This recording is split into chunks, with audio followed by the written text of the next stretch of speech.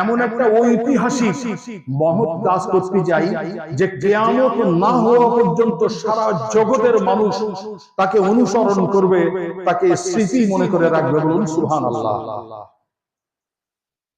আল্লাহ পাকের দরবারে আরজ করলেন ইব্রাহিম আলাইহিস সালাম যে হে পরওয়ারদিগার, বলুন আপনি অবশ্যই যে আমার দ্বারা আপনি কি কাজ করতে চান। আল্লাহ রাব্বুল আলামিন ইরশাদ করলেন যে আমি তোমার দ্বারা এই কাবার বুনিয়াদ দিতে চাই, কাবা গাঁথতে চাই। বলুন সুবহানাল্লাহ।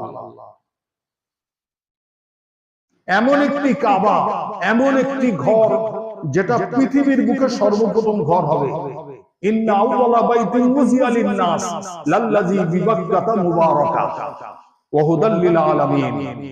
এবং সেই ঘরটা বরকতপূর্ণ হবে এবং সারা পৃথিবীর বুকে সবার জন্য সেটা ফলো করার দিশা হবে। বলুন সুবহানাল্লাহ। এই রকম একটা